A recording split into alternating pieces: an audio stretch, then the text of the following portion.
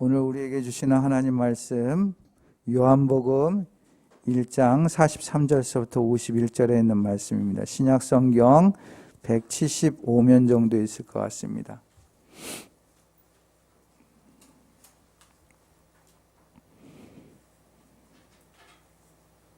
요한복음 1장 43절에서 51절 말씀 같이 함께 한 목소리로 봉독하겠습니다. 하나님의 말씀을 함께 봉독할 때에 주님의 음성을 들을 수 있길 바랍니다. 같이 함께 봉독합니다. 다음 날 예수께서 갈릴리로 떠나려고 하셨다. 그때 빌립을 만나서 말씀하셨다. 나를 따라오너라. 빌립은 벳세다 출신으로 안드레와 베드로와 한 고향 사람이었다. 빌립이 나다나엘을 만나서 말하였다. 모세가 율법책에 기록하였고 또 예언자들이 기록한 그분을 우리가 만났습니다. 그분은 나사렛 출신으로 요셉의 아들 예수입니다. 나다나엘이 그에게 말하였다. 나사렛에서 무슨 선한 것이 나올 수 있겠소? 빌립이 그에게 말하였다. 와서 보시오. 예수께서 나다나엘이 자기에게로 오는 것을 보시고 그를 두고 말씀하셨다. 보아라, 저 사람이야말로 참으로 이스라엘 사람이다. 그에게는 거짓이 없다. 나다나엘이 예수께 물었다. 어떻게 나를 아십니까? 예수께서 대답하셨다. 빌립이 너를 부르기 전에 내가 무화과 나무 아래에 있는 것을 내가 보았다. 나다나엘이 말했다. 선생님은 하나님의 아들이시오 이스라엘의 왕이십니다. 예수께서 그에게 말씀하셨다. 내가 무화과 나무 아래에 있을 때에 내가 너를 보았다고 해서 믿느냐? 이것보다 더 큰 일을 내게 볼 것이다. 예수께서 그에게 또 말씀하셨다. 내가 진정으로 너에게 말한다. 너희는 하늘이 열리고 하나님의 천사들이 인자 위에 오르락내리락 하는 것을 보게 될 것이다. 이것은 주님의 말씀입니다. 아멘. 네.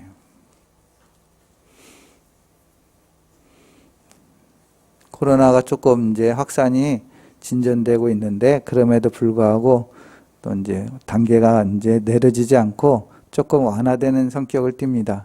우리가 주변에 서로가 함께 협력해서 조심한다면 이제 조금 더 우리가 일상의 삶으로 나아가지 않을까 생각이 됩니다.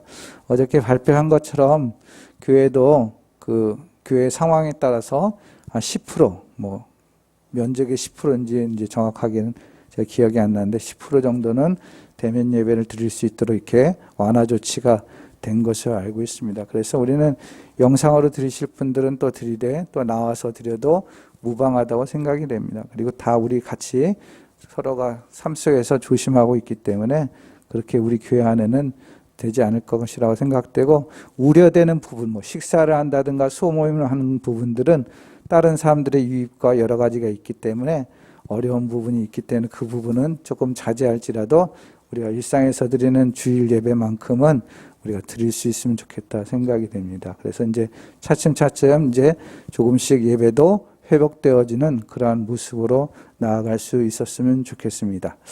그림 하나 보겠습니다. 이게 무슨 그림인지 아시겠습니까? 무슨 그림이죠? 네, 맞습니다. 릴레이 하면서 바톤을 터치하는 게 인계하는 장면이죠. 어제 단톡방에 보내줬던 주보에는 이 그림이 같이 주보 정면에는 담겨져 있습니다. 예전에 있었던 이제 서울에 말고 청주에 있을 때 사역할 때 청주 상담교회에서는 2년에 한 번 걸 제가 알고 있는데 2년에 한 번 걸 전교인 체육대회를 했습니다.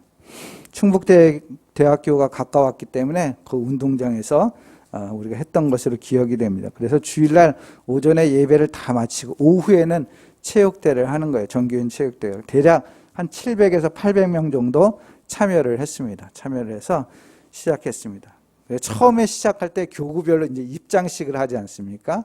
입장식을 하면 입장식 할 때 뭘 합니까? 가장행렬이라는 거예요. 다 꾸며가지고 하는데 그때 교구장들도 이렇게 다 이렇게 꾸밉니다.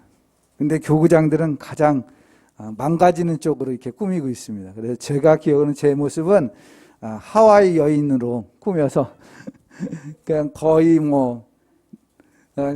벗다시피 하고 나갔던 것으로 제가 기억이 됩니다. 성격에는 그것을 하지 못하는지만 하라니까 할 수밖에 없는 그러한 상황이었어요. 지금도 그 일만 생각하면 얼굴이 화끈거립니다, 사실은. 네. 그리고 그렇게 가장행렬을 하고 나서 이제 여러 가지 경기를 합니다. 그리고 나서 마지막 하는 것이 뭡니까? 이어달리기, 릴레이를 하게 되죠. 이제 교구별로, 연령별로, 또한 직분별로, 그리고 남녀, 성별로 이렇게 구분해 가지고 달리기를 합니다. 마지막 달리는 주자가 누구냐? 바로 교구장들이 달리게 돼 있어요. 교구장들이 마지막 달리게 되면은 한 바퀴 풀 코스를 뜁니다. 400m를 뛰게 돼 있어요. 엄청난 힘든 코스입니다. 그래서 거기에서 승자가 갈려지게 돼요. 그래서 운동을 잘한 교구장은 다른 사람을 추월해서 1등이 교구가 되는 경우가 있습니다. 교구장이 이렇게 맨 마지막에 달리다 보니까 늘 그때만 되면 교구장들은 마음에 무거운 짐이 됩니다. 나 때문에 교구가 지지 않을까, 이러한 생각들 때문에 늘 부담이 돼요. 늘. 그런데 우리가 아다시피 릴레이 달리기를 하면서 중요한 부분이 있지 않습니까? 그림에서 보여드리는 것처럼 이 바톤을 전달하는 거예요. 전달하는 방식과 또한 받는 방식에 있어서 잘 할 때 승리를 할 수 있습니다. 만약에 이것이 잘못되어지면 1등을 달리더라도 이 바톤 한번 놓치게 되면 순위가 달라지는 것들을 우리가 운동회 때나 이럴 때 보면 경험하지 않습니까? 그래서 이 바톤을 건네주는 것, 바톤을 전달받는 것, 매우 이어달리기에서 중요한 요소라는 것을 알게 됩니다. 오늘 본문에 속한 요한복음, 마치 이와 같이 릴레이를 하는 것과 같이 복음을 전하는 데 있어서도 릴레이를 하는 듯한 그런 모습, 그런 장면을 우리는 보게 됩니다. 요한복음 1장 35절에서 37절 우리가 읽지는 않았지만 이렇게 기록되어 있습니다. 다음날 요한이 다시 자기 제자 두 사람과 같이 서 있다가 예수께서 지나가시는 것을 보고서 보아라, 하나님의 어린 양이다 하고 말하였다. 그 두 제자는 요한이 하는 말을 듣고 예수를 따랐다. 가장 먼저 등장하는 것이 세례 요한입니다. 스승이 제자에게 예수님을 전달하고 있어요. 기독교 역사상 첫 번째 전도자라고 하면은 세례 요한이라고 말할 수 있을 것 같습니다. 그는 당대의 위대한 최고의 인물이었습니다. 그 앞에 와서는 다 모두가 회개의 세례를 받았습니다. 이스라엘 백성의 스승이요 제자들을 가르치기도 했던 세례 요한이 하루는 예수님이 지나가는 것을 보고서 제자들에게 말합니다. 보아라, 하나님의 어린 양이다. 이분은 내 뒤에 한 분이 오실 터인데 그분은 나보다 먼저 계시기에 나보다 앞서신 분이다. 나는 그분의 신발끈을 풀 만한 그런 자격도 없다. 이렇게 이야기합니다. 저분을 따라가라. 저분에게는 영원한 생명이 있다. 이렇게 소개하고 있는 것을 보게 됩니다. 윗사람이 아랫사람에게 예수님을 소개해 준 거나 마찬가지죠. 스승이 제자에게 소개한 것이에요. 즉, 이 제자는 누굽니까? 안드레와 요한이라는 거예요. 세례 요한이 아닌 사도 요한을 이야기합니다. 두 사람들에게 이야기했고 그들은 예수님을 따라가게 되었습니다. 사랑하는 성도 여러분, 여러분들 한번 위치를 생각하기 바랍니다. 내가 과연 세상 속에서 스승의 자리에 위치해 있지는 않은가? 가문에서, 가정에서 윗사람의 위치에 있지는 않은가? 또한 내가 속해 있는 직장에서 윗사람의 위치에 있지는 않은가? 그래서 내가 위에 있다라는 것, 나에게 주신 권위와 딴 어떤 지위와 그런 존경, 그것으로 인해서 예수님을 전할 수 있는 여건에 있다라는 사실을 우리는 알았는데, 그래서 나를 통해서 누군가에게 예수님을 만나게 하는 그런 축복이 있게 된다는 사실을 우리는 생각할 수 있을 것 같습니다. 두 번째로 생각하는 것은 동생이 형에게 예수님을 전하게 되었습니다. 요한복음 1장 41절 말씀 보시면 이 사람은 먼저 자기 형 시몬을 만나서 말하였다. 우리가 메시아를 만났소. 이렇게 이야기합니다. 안드레는 사도 요한으로부터 예수님을 소개받고 예수님을 만났습니다. 그리고 나서 예수님을 만나고 나서 자기 집으로 갔어요. 그리고 41절에서 이 사람은 먼저라고 얘기해요. 먼저 누구에게? 형인 베드로에게 말씀을 전했습니다. 복음을 전했어요. 다른 사람보다 자기 가족에게 먼저 전하게 되었다라는 것이에요. 우리가 메시아를 만났다라고 소개하고 있습니다. 여러분들에게 형제가 있다면 형에게, 언니에게, 동생에게, 사촌에게 전할 수 있어야 되는 것이죠. 우리가 예수 그리스도를 만나 그분이 십자가에 달려 죽으심으로 내 죄를 사해 주셨다. 그리고 영원한 생명을 나에게 선물로 주셨다라는 것을 내가 깨닫고 나의 형제들에게 알려주는 것이 되어야 된다는 것이에요. 내 가족이 우선이다. 내 가족이 제일 급하다라는 것이죠.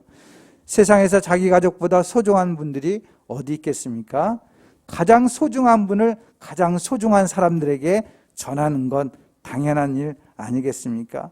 사도행전 16장 31절 주 예수를 믿으십시오. 그리하면 그대와 그대의 집안이 구원을 얻을 것입니다.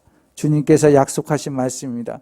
우리에게 가까운 가족에게 증거할 때 나와 우리 가족이 다 함께 구원을 받는다라는 것이에요.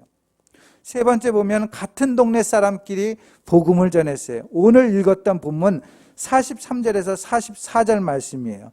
다시 한번 같이 함께 읽도록 하겠습니다. 시작. 다음날 예수께서 갈릴리로 떠나려고 하셨다. 그때 빌립을 만나서 말씀하셨다. 나를 따라오너라. 빌립은 베세다 출신으로 안드레와 베드로와 한 고향 사람이었다. 아멘. 예수님과 안드레, 요한, 베드로 넷이서 어디를 가던 길인 것 같았습니다. 안드레가 동네 사람 빌립을 봤어요. 같은 동네 사람이랬어요. 그 빌립을 보자 쫓아가서 인사를 나누고 예수님을 소개하고 있습니다. 예수님, 이 사람이 우리 동네 사람입니다. 예수님께서 빌립에게 눈을 마주셨습니다. 그리고 나를 따르라라고 말씀하십니다. 예수님은 불필요한 말씀을 별로 하지 않았어요. 와 보면 아니까요. 어떻게 해서 빌립이 예수님을 만나게 되었습니까? 여러분 동네 사람 중에서 와보라 이렇게 전할 때 그가 만날 수 있었어요. 우리 주변에도 동네 사람 있지 않습니까? 여러분들 동네 사람들 중에 와보라 할 수 있는 사람이 얼마나 많습니까? 그들에게 전할 때에 그들도 예수님을 따르게 될 수 있다라는 것이죠. 네 번째는 친구가 친구에게 전도를 하는 모습이 있어요. 45절 말씀입니다. 빌립이 나다나엘을 만나서 말하였다. 모세가 율법책에 기록하였고 또 예언자들이 기록한 그분을 우리가 만났습니다. 그분은 나사렛 출신으로 요셉의 아들 예수입니다. 예수를 믿게 된 빌립에게는 나다나엘이라는 친구가 있었습니다. 아주 고상하고 괜찮은 사람이었어요. 예수님은 그에게 거짓이 없는 사람이다라고 표현했어요. 개역개정 성경에는 간사함이 없다 이렇게 표현되어 있습니다. 이 뜻은 악의가 없다라는 거예요. 악의가 없다. 아주 착하고 순수하고 종종 무화과나무 아래에 있다라는 것은 종교성이 굉장히 깊은 사람을 이야기합니다. 거기서 말씀을 묵상한 사람 이를 뜻하는 것이에요.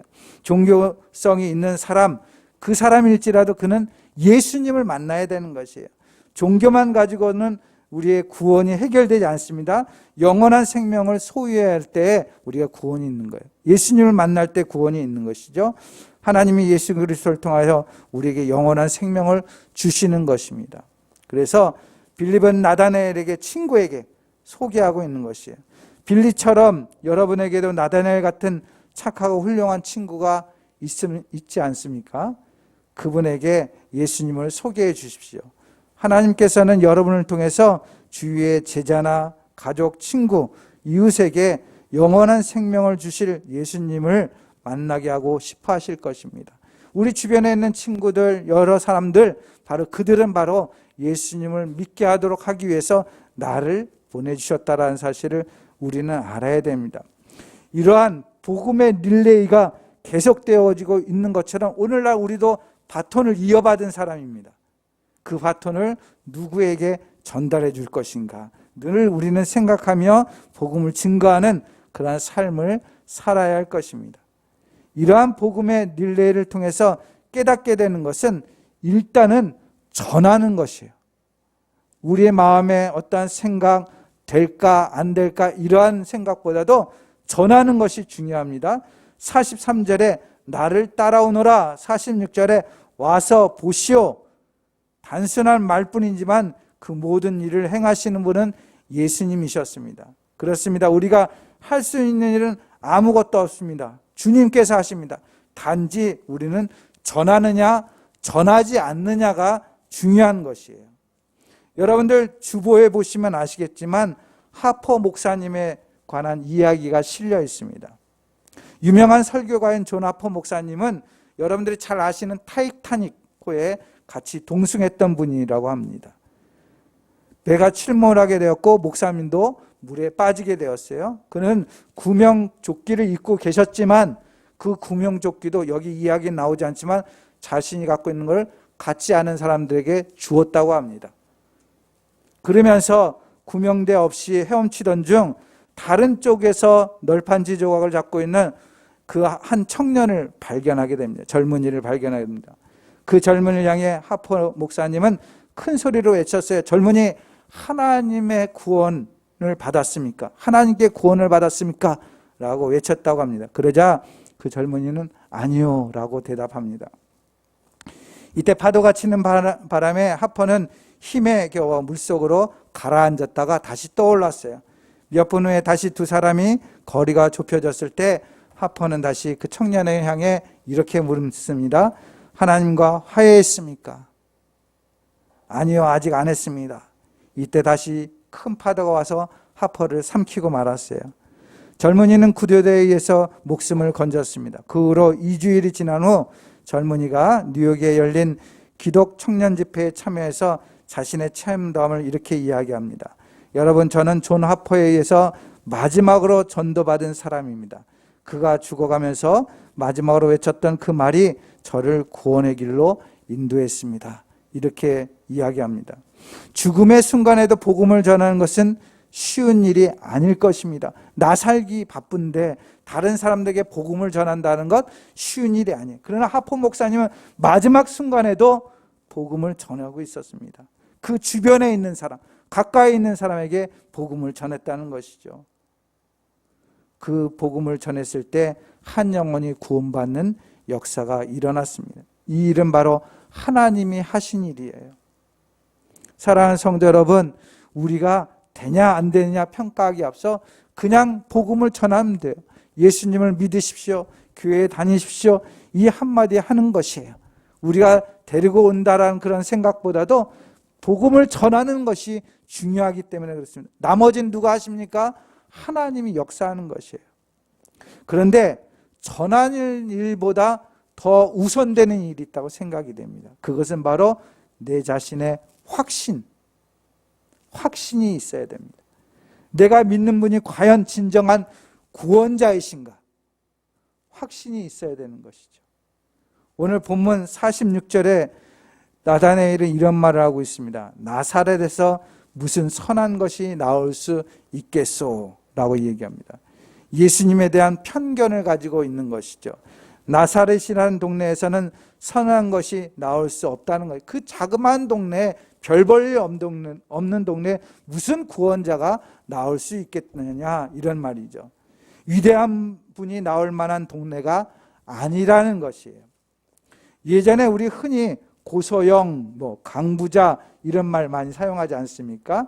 그리고 요즘은 친박, 친문 이런 말을 많이 사용해요. 정치적으로 내가 성공하려면 이러한 모습, 이러한 길을 걸어야 된다는 것 아니겠어요? 거기에 속하지 않으면 내가 성공할 수 없다라는 것을 의미합니다. 그런 편견을 나다나엘도 가지고 있었다라는 것이죠. 그러나 예수님을 만난 사람은 예수님에 대한 분명한 확신이 있었고 그리고 자신과 가까운 사람들에게 예수님을 전할 수 있었다는 것이에요. 그럼 반증적으로 생각할 때에 어떻습니까? 내게 확신이 없다면 증거할 수가 없는 거예요.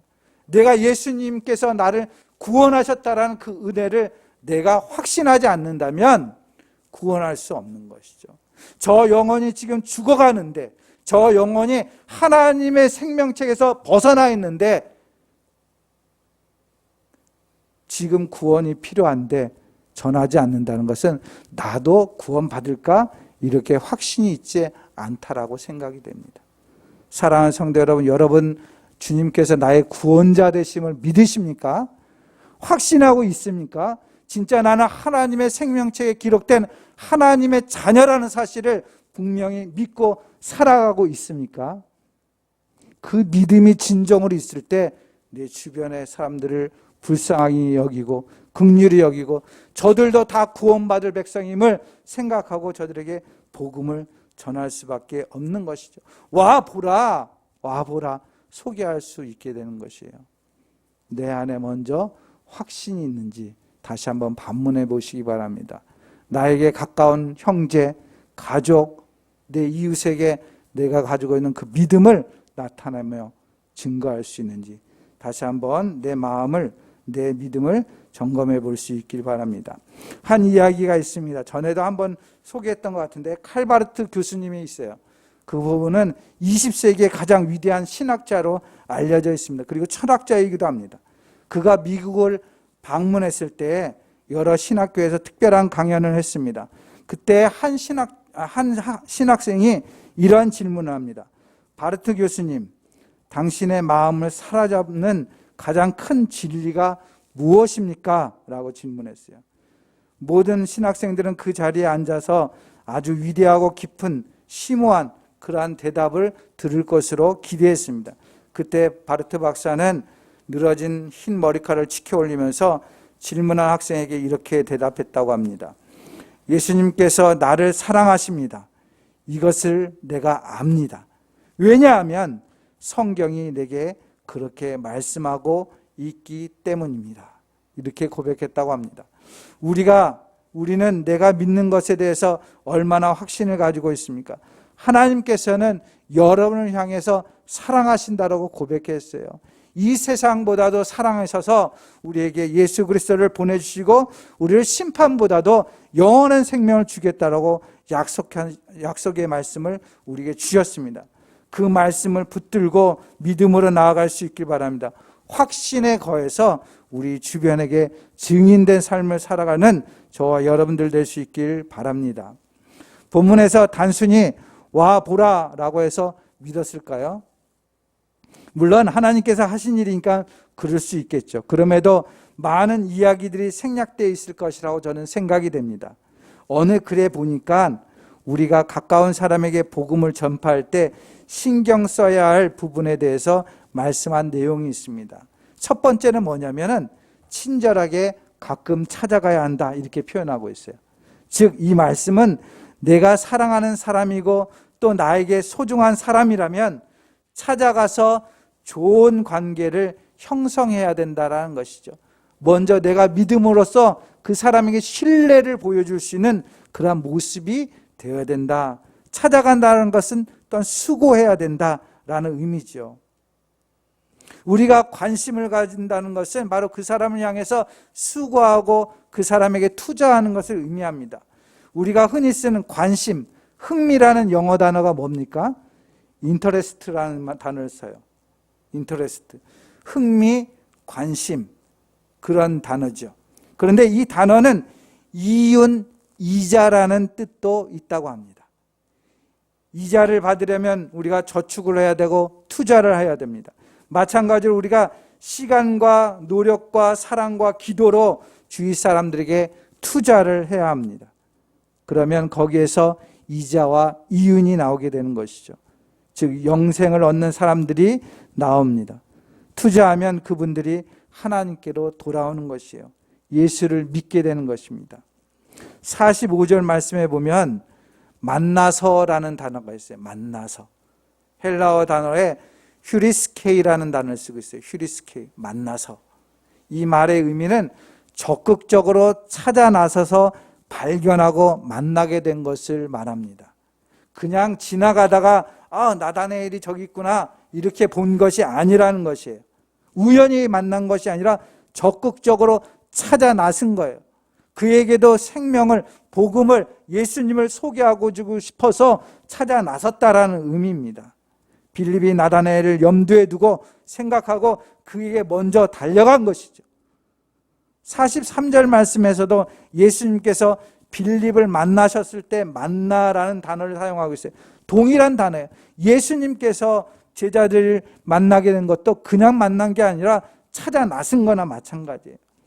여러분과 저도 누군가가 나를 위해서 노력했고 투자했고 기도했기 때문에 하나님을 우리는 만나게 된 것이에요. 사랑하는 성도 여러분, 다른 사람들에게 투자하시기 바랍니다. 친절과 사랑을 베푸시길 바랍니다. 하나님께서는 분명히 그 안에 열매를 맺게 해주실 것입니다. 또 한 가지는 우리가 사람들을 늘 초청해야 된다라고 이야기하고 있어요. 여러분들도 누군가가 여러분을 위해서 기도하고 초청해서 교회에 나오게 되었을 것입니다.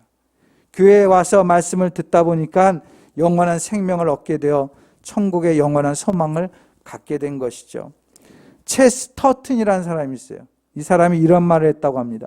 기독교의 문제는 사람들이 시도해봐서 부족하다고 판정된 것이 아니고 사람들이 어렵다고 생각해서 아예 시도도 안 한 것이다 라고 했어요. 기독교의 문제는 사람들이 어렵다고 생각해서 아예 시도도 안 한 것이, 복음을 전하는 것이 어렵다고 해서 시도를 안 해서는 안 된다는 것이에요. 본문에서 주님은 우리에게 평이하게 초청하십니다. 와 보라, 믿어보라, 기도해보라, 나를 의지해보라 말씀합니다. 천리길도 한 걸음부터란 말처럼 천국에 가는 길도 예수님께 가보는 것으로 시작되는 것이에요. 사랑하는 성도 여러분, 내가 전도를 위해, 생명의 구원을 위해서 자그마한 시작을 행할 때 그 속에서 열매가 이루어지는 것입니다. 스승이 제자에게 예수를 소개해 주는 것처럼, 형이 동생에게 예수를 전해 주는 것처럼, 동네 사람이 동네 사람에게 예수를 전해 주는 것처럼, 친구가 친구에게 소개해 주는 것처럼 우리도 사랑하는 사람, 우리 주변에 있는 사람들에게 예수를 소개해 주는 열정과 영혼을 사랑하는 마음을 가슴속에 담을 수 있기를 바랍니다. 여러분을 통해서 예수님을 만나 영생을 얻는 사람들이 많이 나타나도록 올 한 해 기도하면서 나아갈 수 있기를 바랍니다. 올해 구원의 빛이 되게 하소서 우리의 주제로 삼았어요. 한번 여러분들이 시작을 한번 해보시기 바랍니다. 하루에 한 명이 아닐지라도, 일주일에 한 명일지라도, 아니 한 달에 한 명일지라도 한번 내가 그분에게 기도하는 마음으로 준비하면서 그에게 복음을 전하는 일들을 시행해 보시기 바랍니다. 우리 교회에 믿는 사람들이 많이 오는 것 중요한 일이지만 그것보다도 내 주변에, 내 가족 가운데, 내 친구 가운데 믿지 않는 사람이 있다면 그에게 복음을 전하는 것이 더 우선한다는 것을 생각하면서 오늘 주신 말씀을 내 마음에 새기며 한번 순종함으로 그 뜻을 이루어갈 수 있는 저와 여러분들이 될 수 있기를 주님의 이름으로 축원드립니다. 기도하겠습니다. 사랑과 은혜가 많으신 아버지 하나님, 올 2021년도 구원의 빛이 되게 하소서라는 주제를 가지고 우리가 출발하고 있습니다. 오늘도 복음에 관한 말씀을 증거합니다. 아버지 하나님, 많은 사람들이 주님을 믿게 되었고 그 믿음을 통해서 다른 사람들에게, 친구에게, 가족에게, 이웃에게 전달해주는 그런 모습을 보게 됩니다. 우리도 하나님 그것을 통해서 우리에게 받은 이 복음을 우리야만 갖고 있는 것이 아니라 우리 주변의 사람들에게 나누고 베풀고 또한 이어줄 수 있는 그런 믿음의 삶이 될 수 있도록 인도하여 주옵소서. 그래서 예수님이 우리의 구원자 되심을 나타내고 그것을 증거하는 삶을 이어갈 수 있는 아름답고 복된 생애가 될 수 있도록 인도하여 주시옵소서. 주께서 함께해 주시기를 원하옵고 예수님의 이름으로 기도드립니다. 아멘.